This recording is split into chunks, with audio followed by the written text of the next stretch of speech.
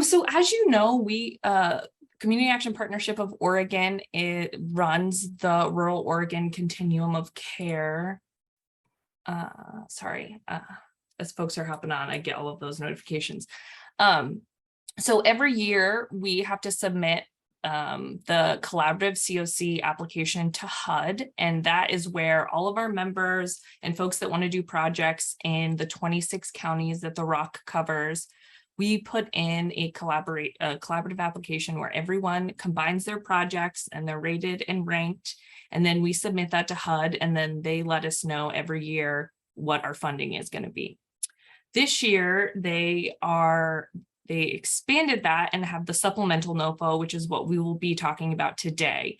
And the timeline for that is on our website, but the big kind of dates are, if you intend to apply for the supplemental NOFO, you need to submit an intent to apply to us by 5 p.m. tonight. I will post that link in the chat. And then the application that David is going to review is due on September 20th.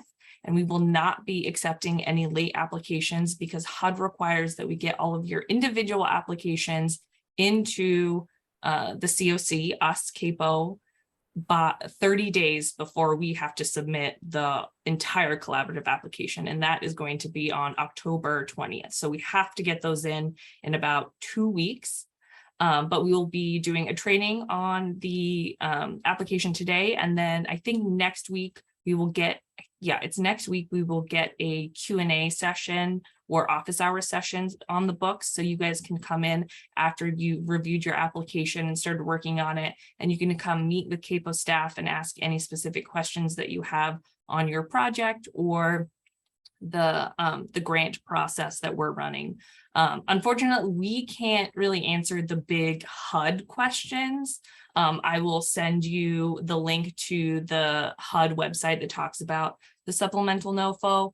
And this year we can answer questions about eSNAPs, but this year we're not going to be doing a training on eSNAPs since we've done one before, and HUD has a lot of great trainings and documents to walk you through that. And they're truly the experts, so we're going to kind of put that on them. But I will send you all the training from last year for eSNAPs, and then also the toolkit that HUD puts together for eSNAPs, so you can get prepared for submitting the final application. All of our documents that we're going to be reviewing today are on the OregonBOS.org website. So we have a timeline, we have an explanation of how to do the supplemental application, and then we have the application itself. I'm also recording this training, so at the end of this, I will put it on our YouTube channel and post it. So if you're walking through the application, you're like, wait, what did David say about this section? You can hop back on here and review it. Or you can always send your questions to ROCC, R-O-C-C, @caporegon.org, and I'll put that in the chat as well. And then I will also try and send an email to everyone that's here today, kind of reviewing some of the stuff that we talked about today. So if you can put your email in the chat, that would be super helpful, so I make sure that I don't miss anyone if you didn't register. That was a lot. Does anyone have any initial questions before David hops into reviewing the application? Hey there, it's Melissa. You guys mentioned that you were going to maybe be bringing on a consultant to help with this, because so it's the special NOFO, not supplemental, not to be picky, but that's what they call it, special. And that this is a lot of new projects. And so I think this group might need a little more TA than the group that always does it and they're used to getting their project, the regular NOFO. So I wonder if there'll be any help to help bring these new projects on. At this point, we haven't hired a consultant. We did hire a grant writer who will be assisting us with the writing of the collaborative application. But that's what I meant. A consultant, an additional person to do work. Yes. So we have someone who will be writing the majority of the content for the collaborative application, but that does tie into CAPO is at its like over capacity at this moment. So if you are applying for this application, we are requiring that you assist us with the collaborative application. CAPO actually isn't applying for funding for this, so we're doing a lot of work to prep this application. So we really need your guys' help to answer all of the big questions, and that's something that we will send out later with a survey or just creating a work group that's focused on the people that are going to be applying for this. But yes, we do have extra help. Great. And so will we have access to that person? Because I fully know how overwhelmed you guys are, but that doesn't negate your role and what we all need. And so that's where I just wonder if we'll have like good access to that person as well to provide support for these projects. Because I'm supporting folks in my area, and I can tell you it's very new for people. And they don't even, some might not even understand collaborative applicant, et cetera, et cetera, et cetera. So the grant writer is not going to be accessible to everyone. We at CAPO are going to be kind of the liaison between the applicants and the grant writer, because we really want that person to just focus on answering all of those questions.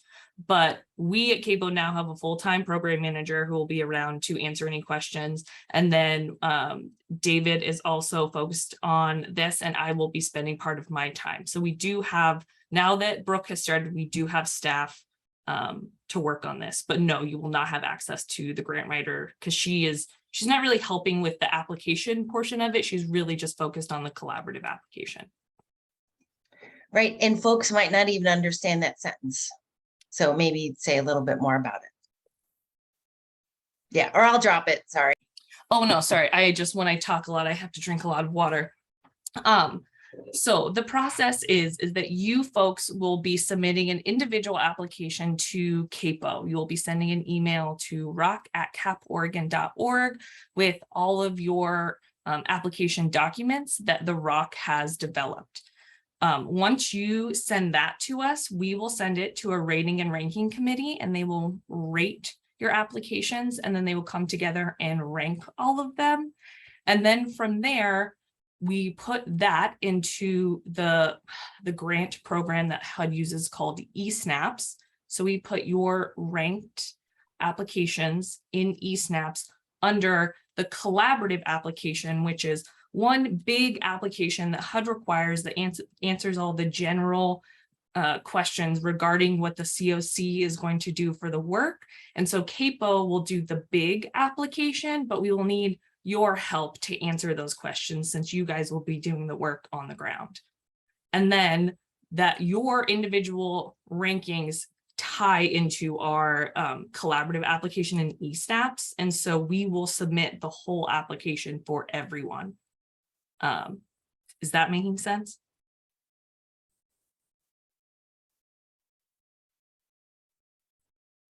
Okay. Beth, I see that your hand is up.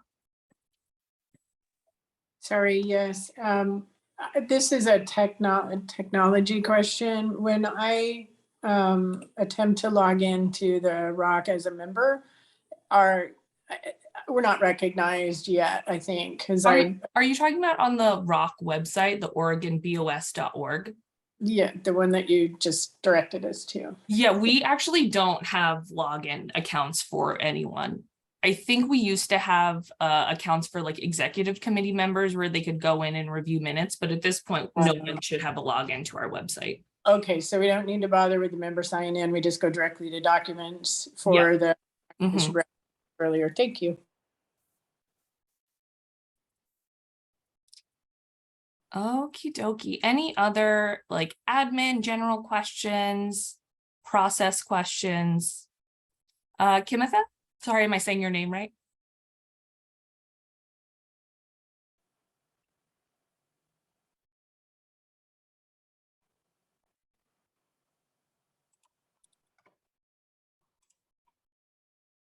Kimitha, are you there?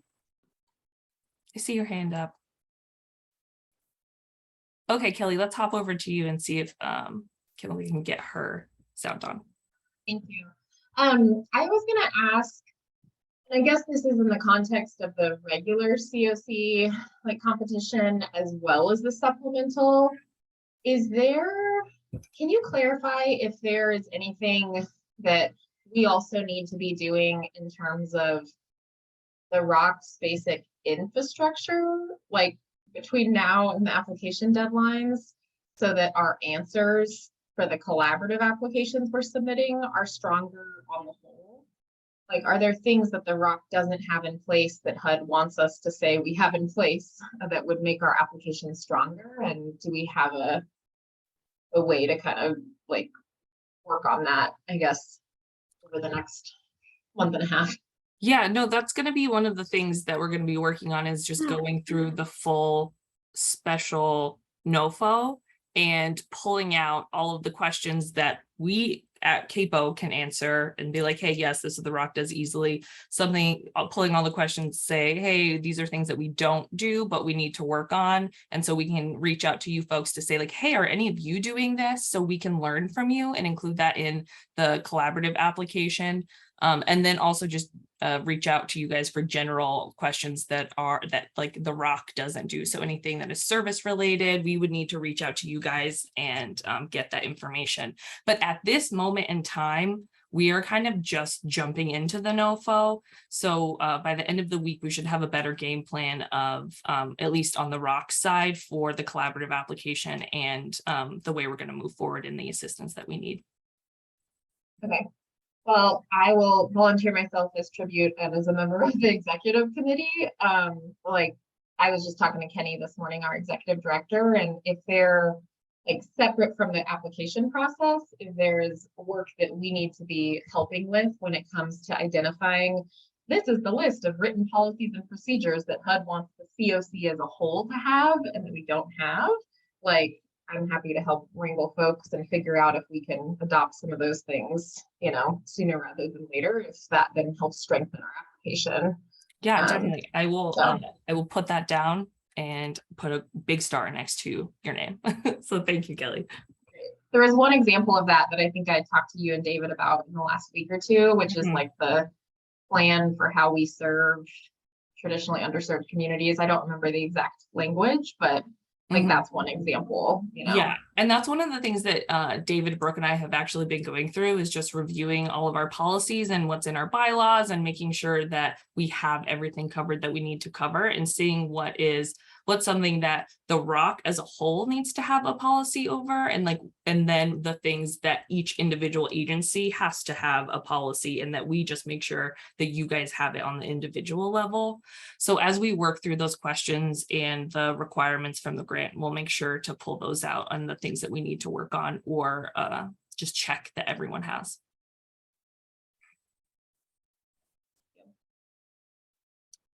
Okie dokie. Any other questions? I don't see any other hands up. So if we don't have any, then I'm going to hop off. Well, I'll still be here, but I'm going to let David walk through the application itself and the directions. Thank you.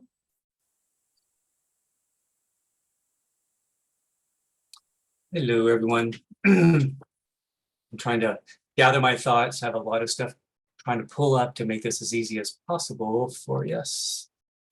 All right. Yeah, so thank you, Nora, for the overview, and thank you everyone for your questions.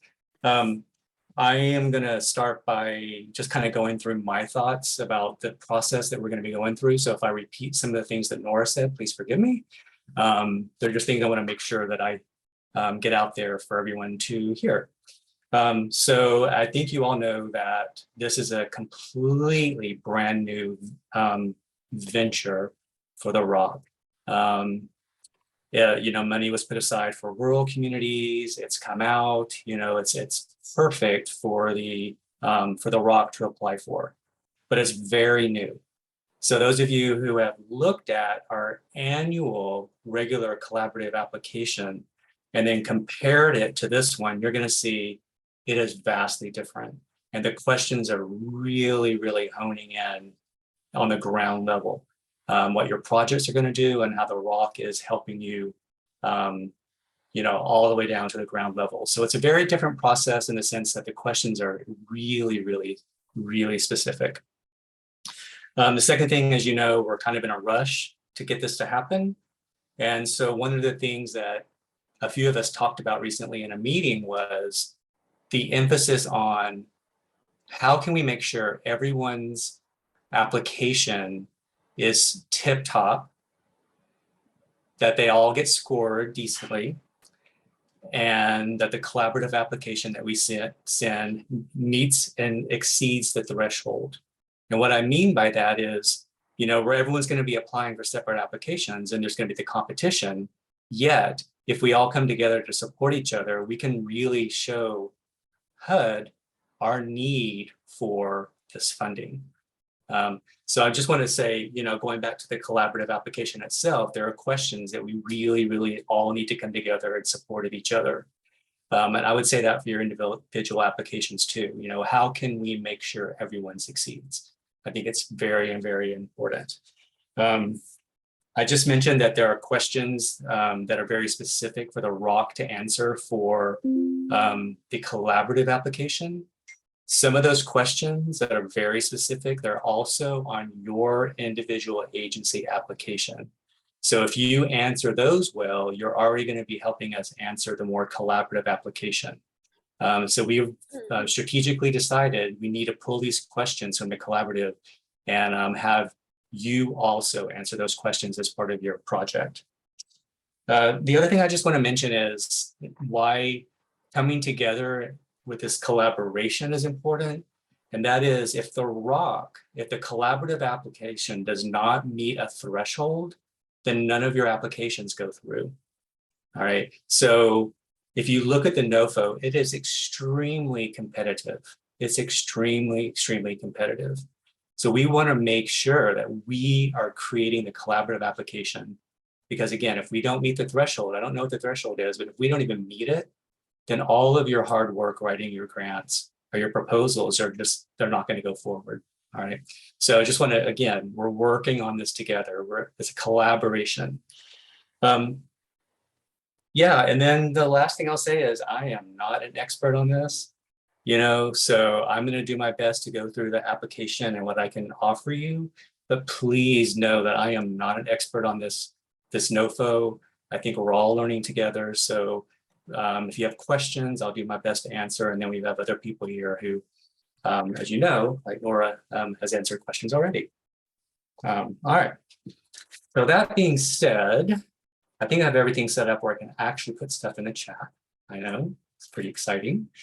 All right, so the first thing I'm going to put in the chat, in case you do not have it, I am going to go ahead and put in both of the official HUD NOFO documents. So everyone knows when I refer to these documents that this is where you'll go. So let's do that one. Did one show up over there? All right, so there's one.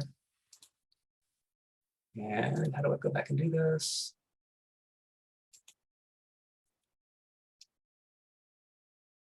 It's kind of crazy.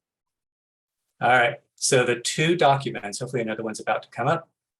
These are the ones that come from HUD. And there's the one that's a really, really thick one, and it has every little minor thing you can think of that HUD is asking for. And then they're kind enough to give you a shorter one that really just gives you a template that says, okay, here are your questions, here's how you answer them. We're giving you everything you need to write your response. All right, so if you want the detail, that's the large one. If you want to hone in on your application and what the ROC has to do with when it comes to the application, that's where you'll go with those two. So hopefully, you can copy those, print those, whatever you need. Did the other one come through? I see two. Perfect. All right. Yeehaw. All right. So what do I have here? Helps to share with you guys. Just give me 1 second. Got many, many, many windows open right now.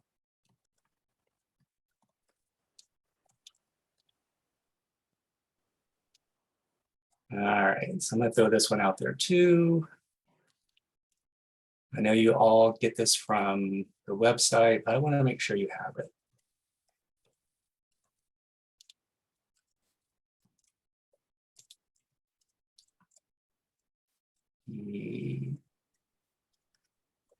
One second, instructions. All right, so now I'm sending the instructions on how to fill out the application that we will be going through today. It can come through.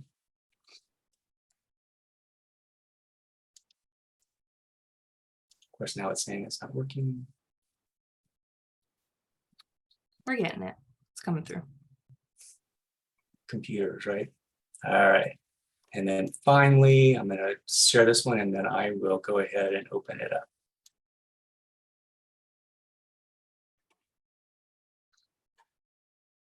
Hopefully you have to do these. Madison, if you go to the link that, so Madison's asking, will I email these out? All this information is actually on the link I think Nora just sent. They're posted on our website. So everything that I'm sharing with you is available there. I'm just, sorry, I'm just putting them out there because I'm going to be referring to those during this training. Last one I'll put out there is the actual application. All right, so last one I just sent you is the actual template that we're going to walk through now. David, just FYI, unfortunately, I think Capo's settings for Microsoft are making it so folks can't actually download these. So if you could email them to me and I can send it in the email after this. Yes. That is so frustrating. I know, that's why our settings are automatically put to we cannot share anything with anyone. And so we have to go in and fix that on the back end, which is like an IT problem. But Yeah. Okay. I think all of these are on our website, and then we will also email them to you afterwards. And if they're not, we'll put them on the website. Cool. Thank you. I think I learned by now. Okay, so I'm going to go ahead and just share my screen. Kind of clean it up a little bit because I'm going to be flying around a little bit. All right, so here's the actual application. And I don't think it'll be any surprise to anyone. It's a simple Excel template. Anything that you see here in this light olive green is information that you can enter into the application. Everything else is locked. So, you know, obviously you want to go through, you want to answer all this information. What is your project name? These are the different application types that are available in the NOFO. And I have gone through this and it looks like for our purposes, we want to directly apply for the rural homeless set aside specifically. All right. So leave the other one alone because we want to go for the rural homeless dollars. Okay, so I went ahead and put them both out there, you know, because they were obviously their options, but please say the rural homeless set aside. Okay, and then your total grant amount. So that's pretty simple. The next section is these are basically the threshold requirements that you must meet to be able to go forward with your application, and they're very simple. The first one is, are you a nonprofit or state, local government? Yes or no. And then the other two are required by the ROC. And one of them is that you have a signed HMIS agency agreement, which many of you do, but some of you who are new, you have that opportunity, or we'd like for you to read and sign that. And then the second one is an agreement that when you are funded, then you will follow and be part of our coordinated entry process across the ROC. So very simple. The documents are available on our website. Just read it. If you agree, go ahead and sign it, and you'll be attaching that to your proposal when you send in. All right, our next section here is just really the documentation that you will want to supply when you send in your application. Obviously, you want to send your application proposal, which will be in a narrative format. We need a draft budget, so what you think the costs are going to be that relate to the amount you're asking for. And then the third one is other supporting documents. And we have that there because some of the questions you may want to bring in some backup support, like show the need in your community, maybe a newspaper article, maybe your own gap analysis, anything that you may have that will support some of the questions, some of the project needs that you have. We just think, showing that information and making it available is going to make your application much richer, but also the ROC application much richer. Melissa?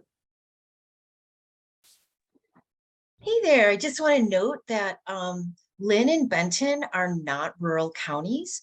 There's a whole list in the thing about which is rural and which is not. So they actually need to go for the unsheltered funding. Okay. And so if that's not happening, then they should bounce from this training because they don't get to apply for that funding. Okay, so Nora and Brooke, we need to make note of that. I don't know.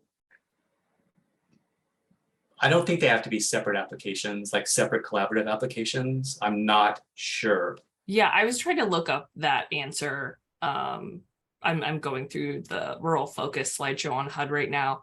But I have made note of that to make sure, because I know that Libby is working with you guys as well. So I'll make sure that we'll review that this afternoon or tomorrow and make sure that it can be all under one application, which it would seem silly if we had to do two, but we'll double check that. Yeah. And get back to you as soon as possible. Yeah, and Melissa, again, we want to make sure that we are helping everyone be successful, and you always forget about your two counties, not really being rural.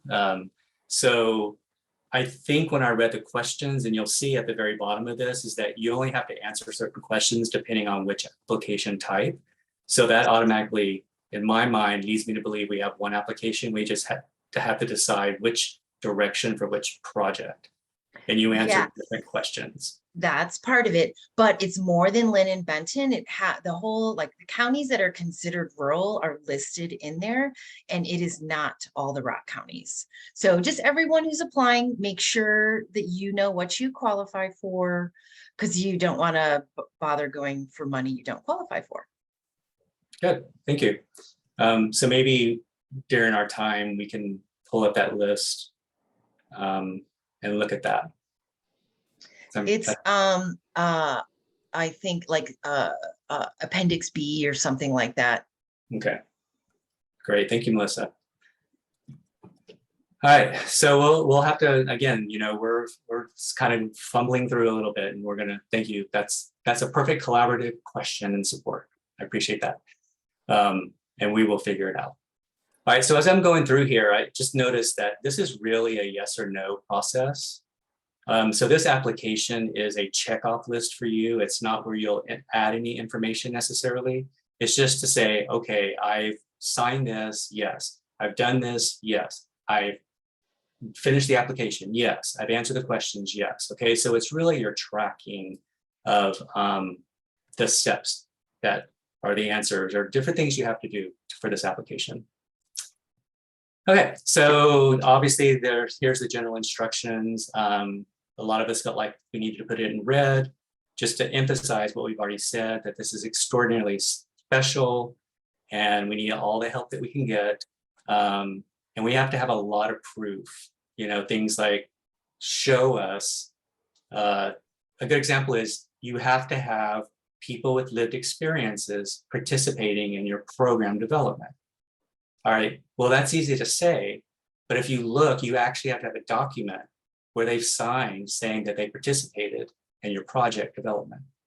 All right, you have to have literally documents that are showing that you've worked with public health agencies, different things like that. So really watch and go through. And I've tried to put in the application that says you need a document, you need to add a document, because that's different than the collaborative application.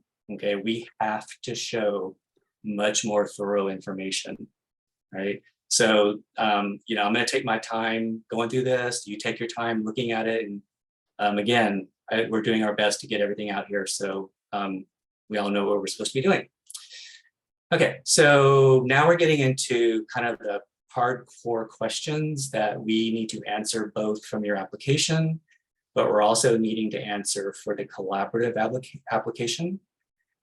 And the questions, I essentially pulled them. I might have rewritten them so it makes sense for your agency perspective, but they came directly from the supplemental document that I sent out. All right. So the first one, explain how your agency has an inclusive membership of a variety of stakeholders, your process for people to participate. All that information is right there. All right. So answer the question, and you have your yes, no.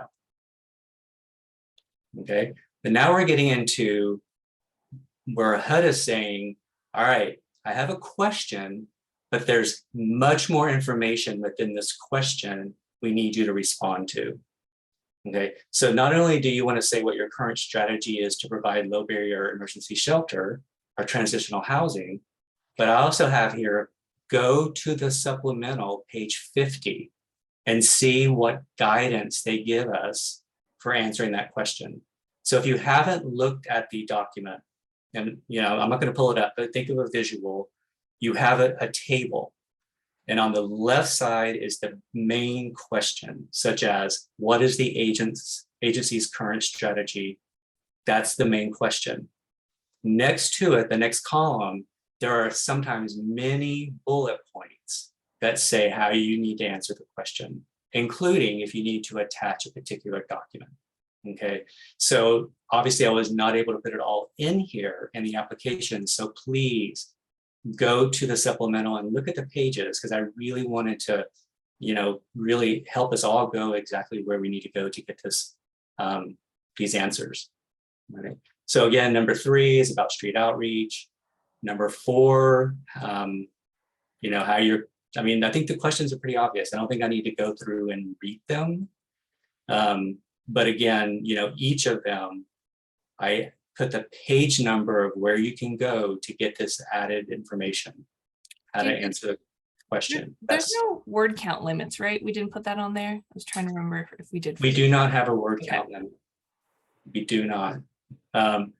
And, so I think up there earlier, it's like, we're going for content, not words, right? So we don't want, especially because we're all rushing, we just want to get the answers. So just do your best in giving us the core information that you can, as concisely as you can, because our readers, we don't want to have them so tired after the first one that they're not going to be interested in the second one. So really just go to the core and answer the questions, be really, really helpful. Okay, so number 6, I felt like that it seemed to be highlighted in my mind, I guess, when I was looking at the supplemental, that I did specifically put some of the bullet points. So somehow in reading that, it was so important that even if you did not go to the supplemental, I am saying right here what I pulled out of that supplemental. Okay, very important. I think we all know that this is a very high priority across our entire country. Equitable community development.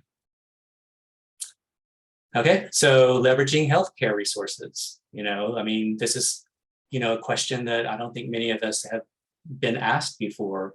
Again, I think it's going to go in there where it says for a list of requirements. I think this might be one where we need a document of who's been around the table or who's committed to supporting your project from the healthcare perspective. Okay, and then of course the last one, it's all about data. Of course, we always have to show that we're using their money well. And so how can we show that what you're doing, what you will be doing, what your data points are, what your thresholds are going to be, what success looks like. And then of course, in a minute, we're going to talk about HMIS and your required participation to use the homeless management information system called Service Point, which I think we're all familiar with at this point. Okay, so I just want to emphasize again that these are just yes or no's, just to help you keep track, and really stress that when you read the question, please refer to the supplemental to give you a little bit more guidance. Okay. David, we have 2 questions in the chat. Okay. Just confirming, we don't have a page limit either, right? It's just answer the question as best to your ability. And of course, I mean, don't be excessive, don't write a book, but Yeah. and then the other one is, can you review question number 1 real quick? Can you just a deeper explanation of what that covers? All right, so explain how the agency has an inclusive membership of a variety of stakeholders within your region and considers the needs of all relevant subpopulations, include your process for new members to participate, how you solicit and consider opinions from knowledgeable individuals and organizations. Yeah, so I kind of see this as very similar to the ROC having a board. This is my thinking. So how has your agency included your stakeholders, your law enforcement, if they're part of it, your other partners who have emergency shelters, your healthcare resources, who else in your area are stakeholders who are part of this process?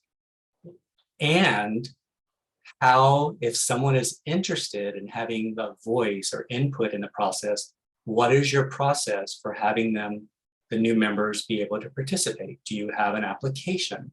How does someone become involved in helping you with your work with this project? Okay, so it really is, do you have a process? What is the process? Who are your stakeholders who are helping you with your application? Excuse me, yeah, helping you with the project application. Okay, and then the last one, it is, again, not only going to the stakeholders, the larger ones that I gave examples of, but it's also, are you getting the opinions and are you asking other knowledgeable individuals and organizations? So I would say people with lived experiences, people who are, like I mentioned, similar organizations, maybe some experts in the field around how to run a transitional housing, so it really is who is helping you, basically as kind of like a board, making sure that you're actually not working in isolation in your area. Does that make sense? I mean, that's kind of how I see that question.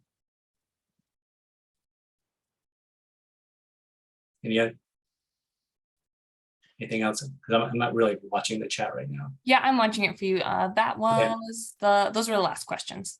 Okay. And then that question I did not put where to refer to the instructions, but I can tell you that I did pull that directly from the application or the supplemental. Okay. Any other questions about these main COC and your big picture view of your project?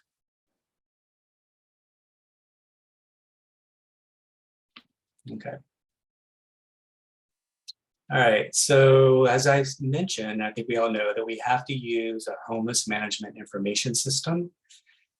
So we recognize that there may be people online here that want to write a grant who don't use an HMIS at all, or you might use a compatible, so there are other HMIS databases out in the world that are compatible, but you're not using Service Point, or that you are using Service Point. Okay, so depending on your situation, you only answer the questions related to where you are with having or not having an HMIS, a homeless management information system. So for instance, those of you who don't have one, that's okay. Just tell us who's going to be responsible for it. How do you currently use data to determine effectiveness? What is your data quality improvement plan? That shows us that, okay, once you have access to HMIS, you already have pieces in place, a process in place to use your data that you will now be putting into Service Point. Okay. If you already use HMIS, but not Service Point, the next section is for you. And then of course, those of you who use Service Point, the questions are about how are you using Service Point? How are you using the data to determine effectiveness? Your data quality improvement plan. Okay. So really wanted to be open that there are 3 different levels of participation in Service Point. Right? All right, so the next one is we would like to know your past performance. So it doesn't have to be obviously this project, because this is probably a brand new project, but do you have a project out there that you have been running for a while, and what do you have to show that your past performance, what do you have to show for your past performance, right? So what is the project that's similar? Do you have any backup information about the project? And then how much was the funding? Just kind of give us an idea so we know, okay, so this, you had $25,000, you had $5,000, kind of give us an idea of the level of your project and how big it was, okay? And I'm going to say it doesn't matter how big or small your project might have been. It could have been a 5,000 or 50,000. It's really how have you used your grant to be successful, okay? To change the grant to make it be more successful. Okay. All right, the next one is about your agency risk. Of course, we want to know this just in case, well, the ROC is responsible ultimately for these funds. So if there's a problem at your agency, then ultimately it comes back to the ROC and it impacts all of us. So we do have these questions here about, tell us about your agency itself, right? What other grants have you had before? And if you've had some with federal guidelines, we really want to know that. And if you haven't, that's fine, but tell us something similar, how you can compare the two. Do you have a financial procedure? Tell us about your staffing that work in your operations and fiscal.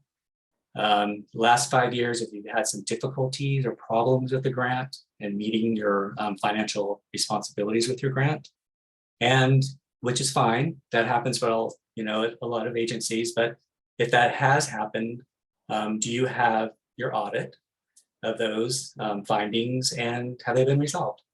All right, so maybe you did, but if you have it resolved, let us know. And if you haven't, tell us what you're doing about it, okay?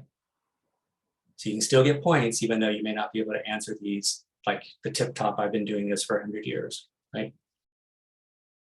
All right, so that's the general, everyone's gonna do that. We're all gonna answer that question. All right, so now we're getting in directly to your projects. And this is where I do have it split between, let me think about this.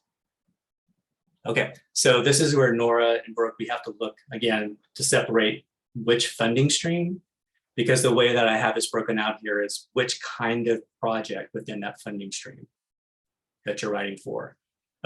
So if you're writing for permanent supportive housing or rapid rehousing, these are the specific questions out of the supplemental that you have to answer around permanent supportive housing or rapid rehousing. Okay. If you're not writing for that, but you are writing for transitional housing or permanent housing, rapid rehousing, which is its own definition, you answer these questions for that application, for your application. Okay. And then finally, and I think this might be the majority of you, I'm not sure, your proposals who are wanting to have supportive services. And those are the questions you have to answer for that. Okay. So one thing that came up recently in a meeting, you can use these funds to build a house or update a hotel, or, it's very rare that HUD says you can use these funds for construction, building, renovating, okay?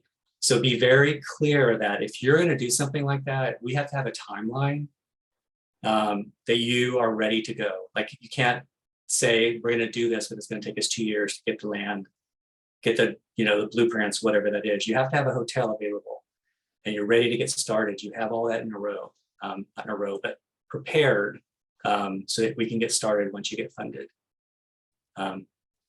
That was a highlight that someone said recently that you need to watch. I think there might be someone here who has a hotel potential. So that's, so just watch that. All right, so any questions about that?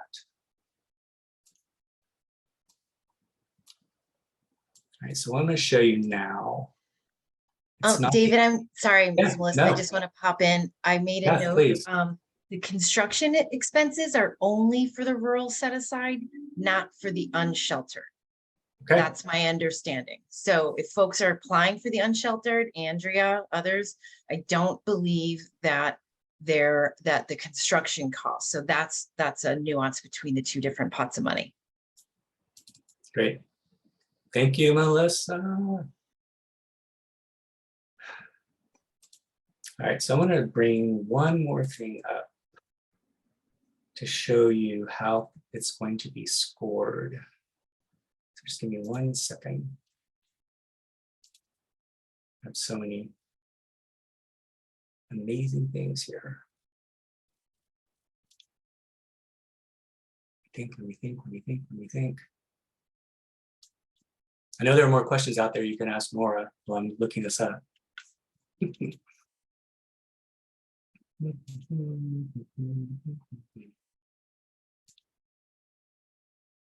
just want to clarify, so essentially, COC application for the special NOFO is entirely going to be made up of and only as strong as the individual projects therein, correct? I'm so sorry, Kelly, you kind of cut out. Did you say that the overall application is only as strong as the individual applications that we're putting into it? Yeah, because CAPO is not applying for funding otherwise. Correct. CAPO is not applying for funding. So yeah, the focus is going to be on the individual projects and then kind of what the ROC is doing right now and how we can assist with what we have right now.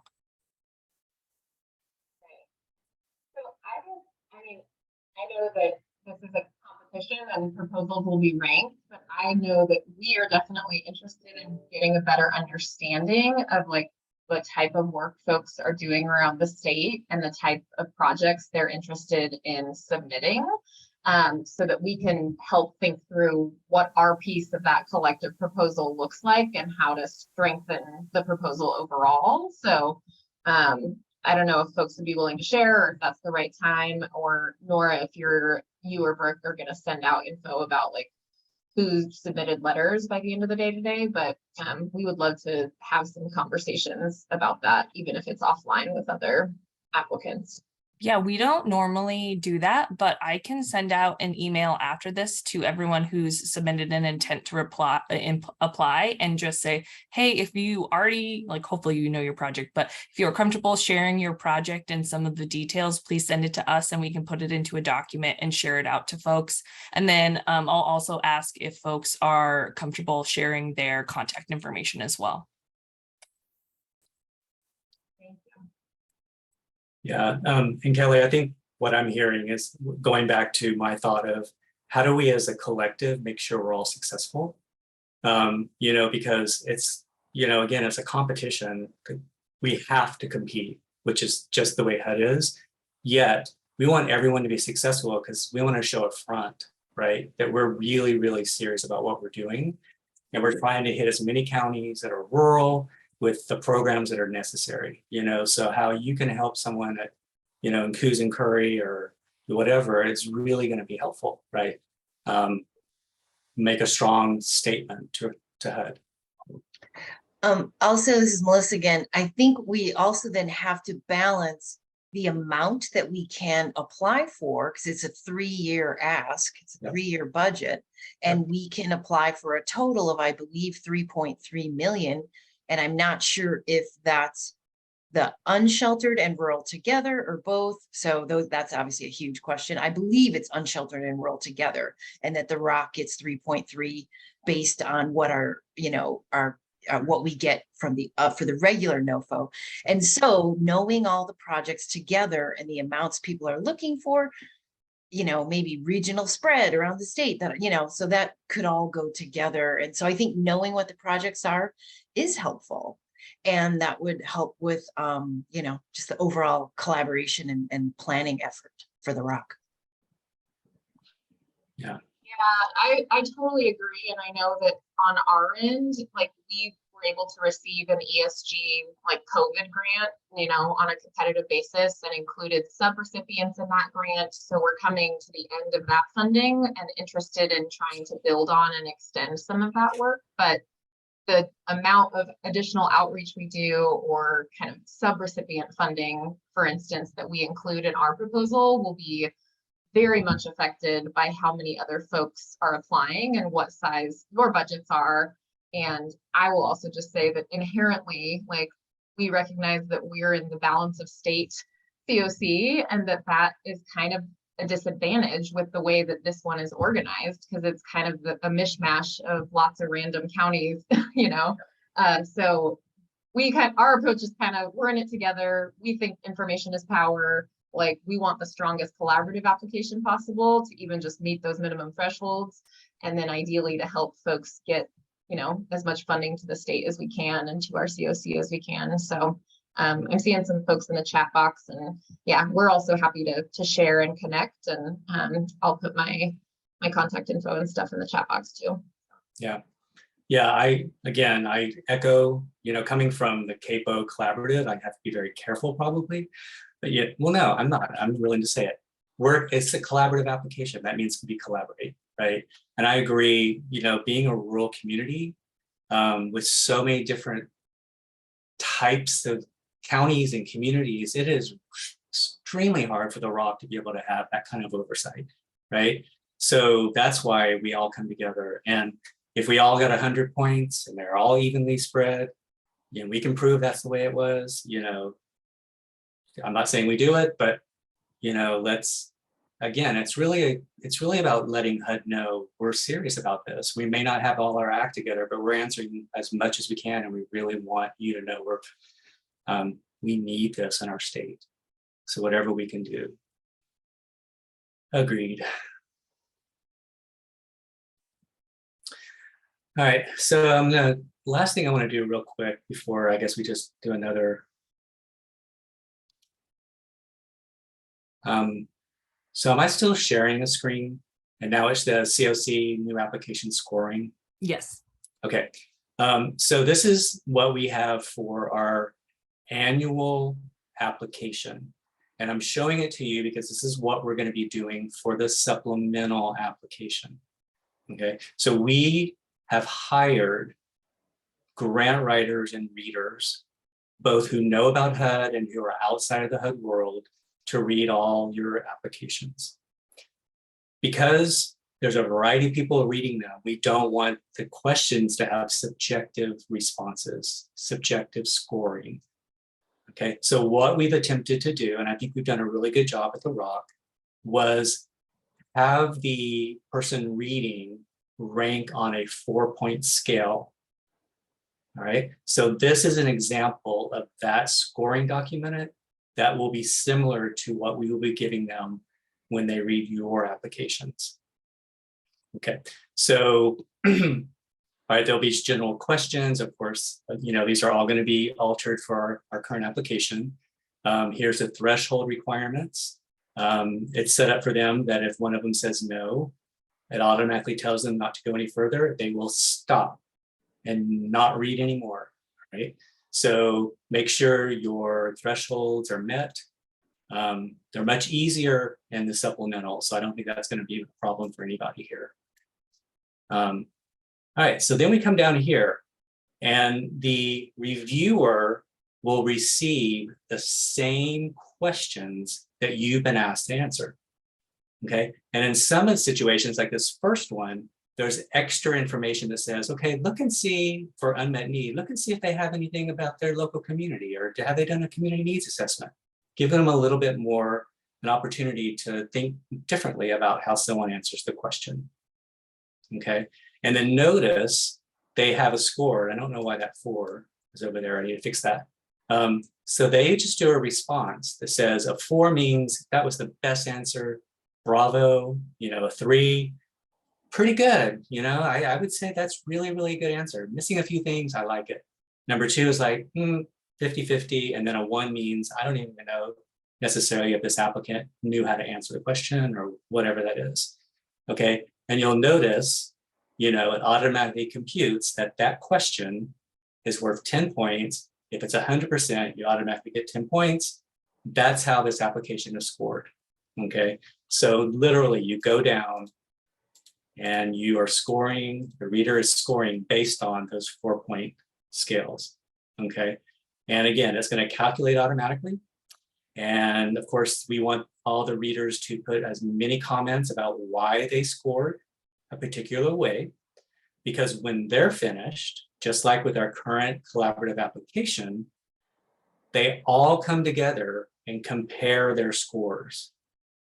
All right, so if you have 4 readers and all 4 readers have 4 different responses, the 4 of them will talk it through, look at their comments, and come up with an agreement about what that final score will be. Okay, so we really want to have it. Here's what we did. If they all got 4, we're moving to the next question. So it's really important that our reader puts the comments in there. And again, all they need to do is read the question. And at first, you know, how well did you answer those questions? And of course, it has little tricks over here that they're missing their scoring. So again, you know, very much like the application that's set up for you to be successful, giving you everything we think you need. We want to do that with the reader. So it's just fair, equitable, clear, as much as a simple, easy process as it can be. Okay. There's the HMIS. Yeah. And then at the end, you'll have your final score. And as Nora said, part of the HUD process, and this is where collaboration kind of goes out the window, is we rank on the highest score, you know, so the highest score, next score, next score, next score. And that arrangement or that order has an impact, potentially has an impact on where or how much the funding goes for each application. It sounds like, as Melissa said, we have a lot of funding opportunities. So if we have really good applications that score really high, which is our hope, then, you know, our goal is to get everyone funded at their full amount for 3 years. Try to get everybody up there in that category for funding. So this I need to work on because I haven't done it for this application yet. And I will send it out to you. What was that? You'll be sending out the scoring sheet to us. Yeah. So, you know, we want everything to be as, you know, transparent as possible. So there's no reason why you can't see the scoring sheet. And yeah, you know, so, you know, it's, yeah. So you can have someone in your area read it, you know, separately and see how they score. That'd be kind of interesting. So that's how it gets scored. To jump back to the amount available, can we actually circle back on that conversation? My read of the NOFO and the appendix was that there was 3 million-ish available for unsheltered and 3 million for the rural set aside for a total of around 6 million. But I heard a different interpretation of that. That seems to be what I remember. There's a total amount and something's carved out for the rural. Oh yeah, and I was just going off my memory from like the end of July meeting. And so Kelly, I would go with yours if you did a scrub and a read, because yeah, that was just a comment. Yeah. Okay, yeah. Around 6 million total and give that of that. Is somebody talking? Kelly, we can't hear you anymore. Or you're fading in and out. I don't know what's going on. Is that better? Okay, I was just saying, yeah, my understanding is it's 6 and it's kind of split 3 and 3 between rural and unsheltered.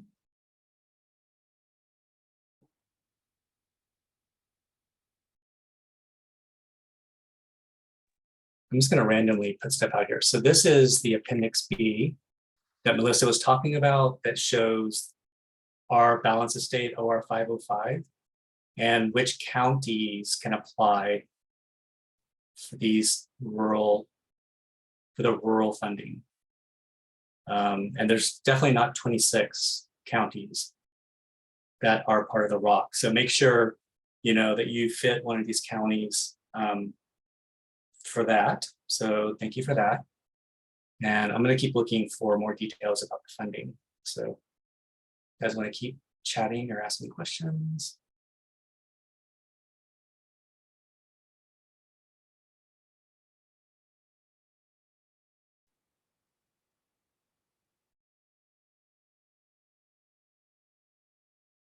I was gonna type this in a chat, but since we have a moment, I will. So the intent to apply deadline is today at 5 p.m.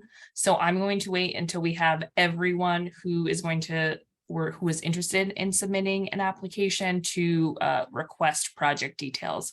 So look for that either after 5 p.m. today or first thing tomorrow morning. And then hopefully I can get a good tight turnaround and get that back to you guys by Friday. So when you start writing your applications, you can have all of that information. I'm going to say in my email, it is going to be totally up to folks if they want to give us that information and share it or not. So we might not have everything, but I will try and get as much out to you as I can. All right, so live information. Okay, so the full amount is 322,000,000 available. So 300, whatever that is, it's a lot of money, $1 million. 54 million is being set aside for the rural. So the other 267 million is being for the other part of the application. So there's that piece. We can apply for both. So the unsheltered and the rural set aside, we think we knew that. And I just want to see if we have to, if you're planning to apply set aside. For fund set aside. Okay, so it looks like from what I'm reading here is if we are applying for both funds, then we have to answer all the questions in the application, which makes sense because there are questions that say answer these for this one, answer these for this one. All right, so we can have one, but we have to make sure we answer all the questions because they're going to be questions for both, which I think we got. I think we'll be fine. And then we need to figure out, Nora and Brooke, how do we determine which applications are going into which funding pot? Well, they'll select it on their application. Okay, true. Okay. And they should be able, they'll probably, I'm assuming in eSnaps, there'll be a drop down for them to choose too. Hopefully, yeah. We can check in on that. Yeah. So that's good news. So there's plenty of funds. Again, we want to do our best, our absolute best to make sure we grab those funds. If you're not familiar with eSnaps, I'm just going to throw out there that HUD does have an eSnaps training 101 and 102 or 201. So I highly recommend going out there because it can be a tricky process. I feel confident that I did register the ROC for both of these two grants that we're talking about because we have to register ourselves, which application we're going to actually apply for.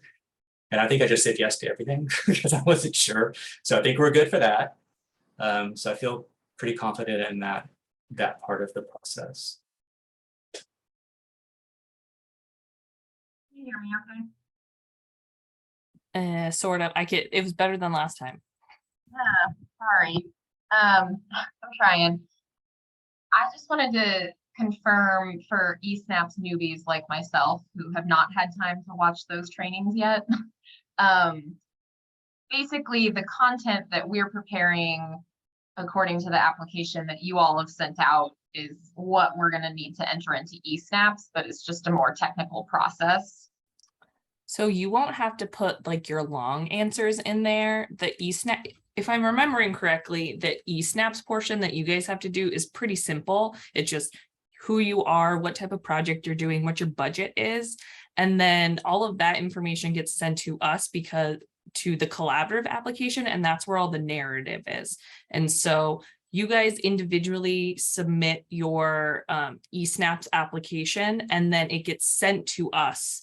And so I'm pretty sure you don't have any narrative on your end, but again, I've also never seen that side of it. Yeah. So there is a little narrative. Okay. So it's really like a contract, so your executive director has to sign, you have to say what kind of organization you are, and then it does want a description of your project, but it's not going to be what we're asking for because we want more. It's very, explicit about the budget's going to be in a template format. So you would just enter everything into that. You have a special thing that says, what's your target? How many beds, how many people? So I think eSnaps, once you get in there, it's actually logical because it steps through something. And of course, you don't submit it. You just can go back there as many times as you want. So I think they make it fairly easy. But there are people here who have done it. Actually, it looks like a lot of you are pretty new. Shauna has. Shauna! But you know, the first thing I would say is go out there and get your eSnaps application login, because whether you use it or not, you can still go out there and play with it. As long as you don't submit anything, you can go out there and practice and register and all that. Yeah. And there's a good question in the chat, just in terms of order of operations. It's my understanding we wait to submit anything officially in eSnaps until after we get the go-ahead from the ROC to do so, but that we can go in and draft beforehand. Yeah, so eSnaps is a little finicky, so we send people to go, especially if you don't have an account, I would do that ASAP. So at least to go create your eSnaps account, and you can go in and add the project in there, but yeah, you won't submit until we tell you to. We'll send the ranking out to everyone, and then once that sends out, I need to double check the timeline, which is on the website, but I think we send you, yeah, so we send you the ranking, and then you will you will have an opportunity to say, hey, my score is not how it should be, so you can send that back to us. And I'm forgetting the wording off the top of my head. What's it called when they want us to review their application again? Oh, yes, if you would like to appeal, yes, thank you, Libby. If you would like to appeal your score, then you will send that back. You will send us a message and we will review it with our rating and ranking committee again. And so there is an opportunity to adjust the ranking. And so we ask that you don't officially submit an eSnaps until we tell you to. And that is all on the timeline as well. Yeah, I almost think that you would, if you submitted it, it would not even be effective until the ROC has done all of our part, because we have a lot to do, you know, inside eSnap. So until that's done, I think there's even a thing that says, okay, everyone submit your eSnap, like a big day we party, which basically means we're done, you know, with our collaborative stuff.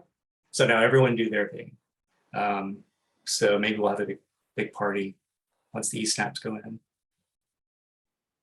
And of course, as we get closer to that date, we'll send you more detailed instructions. It's just kind of like, at this point, we're talking to some folks who who might not even apply, some folks who might not get ranked. So I don't want to tell you to do things that you don't have to do yet, because you already have 1,000 things to do. But definitely set up your eSnaps account if you don't have one.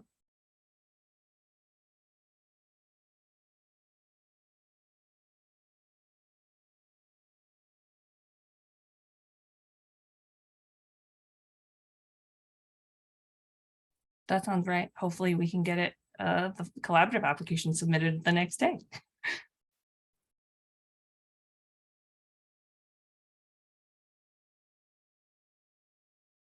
Okay, are there any questions? Of course, if you don't have any right now, or if you would like to send them to me directly in the chat so you don't have to come off mute, or if you want to wait until you're reviewing things, make sure to send your questions to rock@caporegon.org. David, Brooke, and I check that, so we'll be able to answer your questions.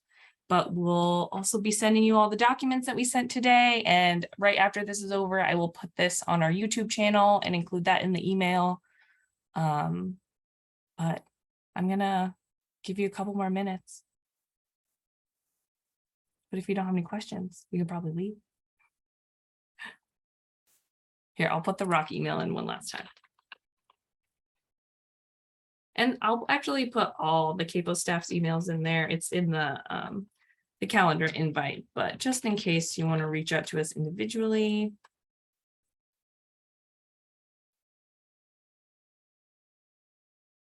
But general questions about the NOFO application process, all that kind of stuff, please send them to the ROC email. Awesome. Well, thank you all so much for coming today. We really appreciate all of your questions and teaching us things because, you know, we're all learning and we're all in this together. So the intent to apply deadline is tonight at 5 p.m. So get that in as soon as possible. You can reach out to me to double check if you got that submitted, but we'll keep everyone updated. Even if you're not sure you're going to apply, it's better to do it Yeah. in intent and pull it. So I highly recommend if you're thinking about it, go for it. Yeah, there aren't any repercussions for submitting an intent to apply and then not applying. We might just email you and be like, hey, we haven't heard from you. Are you actually going to apply? But send that in. Okay, everyone. Thank you so much. Have a good rest of your afternoon. Bye, everyone. Bye.